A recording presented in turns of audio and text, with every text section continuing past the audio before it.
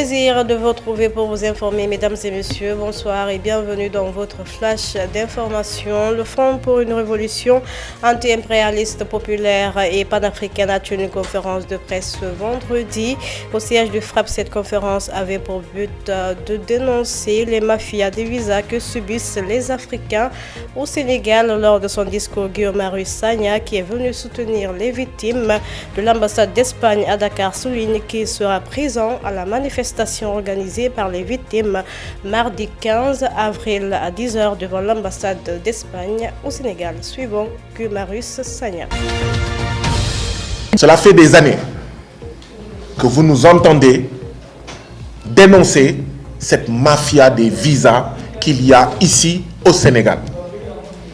Une mafia inacceptable, une mafia des visas qui ne peut pas continuer, une mafia des visas qui pousse les gens à prendre les pirogues de l'immigration irrégulière, qui pousse les gens à prendre les routes de l'immigration irrégulière par le désert du Sahara et par la mer Méditerranée.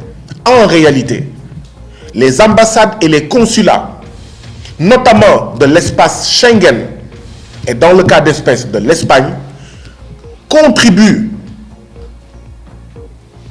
aux personnes qui meurent dans l'océan Atlantique, contribuent aux personnes qui meurent dans le désert du Sahara, contribuent aux personnes qui meurent dans la mer Méditerranée, parce que tout simplement, avec cette politique de visa, avec cette mafia des visas, avec cette marchandisation des visas, cette marchandisation des rendez-vous pour tout simplement demander un visa, eh bien, oui, on pousse des hommes, des enfants, de plus en plus, depuis quelques années, des femmes et des enfants, d'accord, à prendre les pirogues, à prendre le désert du Sahara.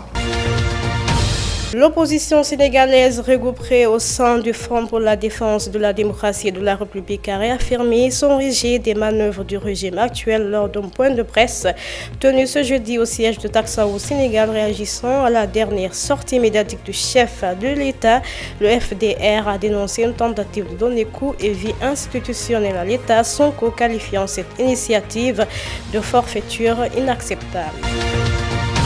Dans la sous-région en Guinée, les travailleurs de la société américaine Beverage spécialisée dans la production des boissons 24 heures énergie ont organisé ce jeudi un sitting devant l'entrée principale de l'usine à Kagbélin.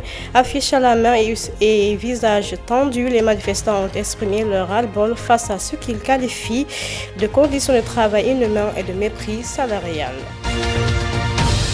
Le gouvernement malien a exprimé sa condamnation formelle par un communiqué transmis aux Nations Unies à la suite de la destruction d'un drone des forces armées de sécurité maliennes dans la nuit du 31 mars au 1er avril à Tinzawaten, dans la région de Kidal. Cet événement, décrit comme une action hostile préméditée, est attribué au régime algérien, a conduit Bamako à saisir le Conseil de sécurité de l'ONU, selon un document publié ce lundi par la mission permanente du Mali auprès des Nations Unies.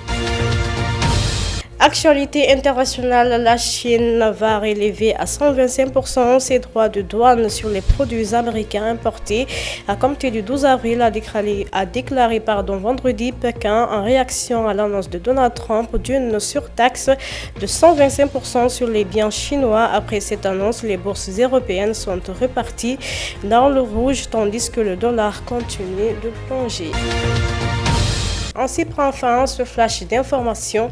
Merci à tous de l'avoir suivi. On se retrouve demain, Inch'Allah. Portez-vous bien. Au revoir.